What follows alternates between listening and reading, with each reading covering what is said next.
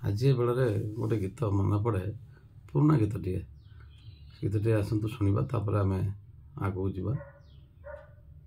ବହୁ ଚାଲି ନ ଜାଣାଇଲ ପାଦ ପଡୁଥାଏ ବଙ୍କା, ଯୋଉଦିନ ବହୁ ସଳଖି ଚାଲିବ ଘରେ ପଡ଼ିଯିବ ଡକା। ବହୁ ଚାଲି ନ ଜାଣାଇଲ ପାଦ ପଡୁଥାଏ ବଙ୍କା।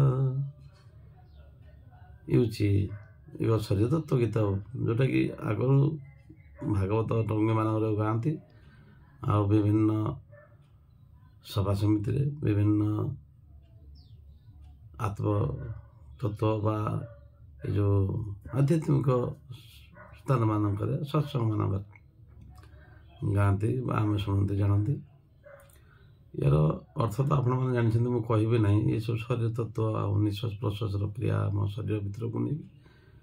ଆଉ ଗୋଟେ ଗୀତ ସେମିତି ଅଛି, ଆପଣ ଜାଣିବା ଶୁଣିବା।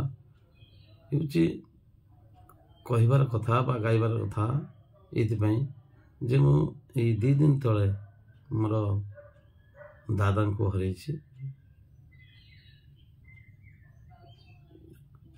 ଯାହା ପାଇଁ ମୁଁ ଆଜି ଏ ଗୀତଟି ଗାଉଛି। ଅତି ଦୁଃଖ ଆଉ ମ୍ରିୟମାଣ ହୋଇ। ଦୁଃଖର କଥା ଏଇଆ ଯେ ମଣିଷ ଆସୁଛି ଯାଉଛି କୁଆଡ଼େ।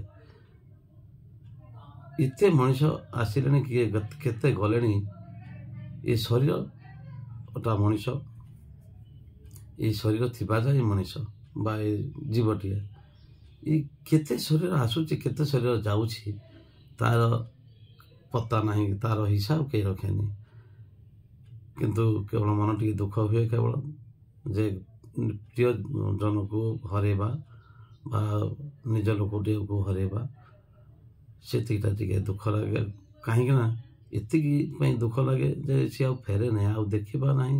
ସେ ଶରୀରଟାକୁ ପୋଡ଼ି ଦିଆଯାଏ ଶ୍ମଶାନରେ ନେଇ, ଆଉ ତାକୁ ଆମେ ପାଆନ୍ତି ନାହିଁ। ସାରା ଜୀବନ ଆମେ ଦେଖିବା ପାଇଁ ପାଆନ୍ତି ନାହିଁ ଥିବା ଯାଏ। ଏଇ ନିଶ୍ୱାସର ଖେଳ। ସମସ୍ତେ କହନ୍ତି ଆତ୍ମା ଚାଲିଯାଏ ଏ ଶରୀରରୁ, ଆତ୍ମା ଚାଲିଗଲେ ସରିଗଲା। ସେ ଲାଗି ଗୀତଟେ ପୁଣି ମନେ ପଡ଼େ। ଆସନ୍ତୁ ଟିକେ ଶୁଣିବା।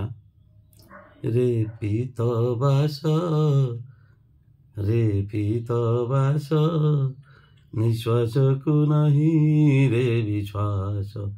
ଏ ଦିନ ରାତି ହଞ୍ଜ ଖାଲି ବହେ ଅଣଚାଷ।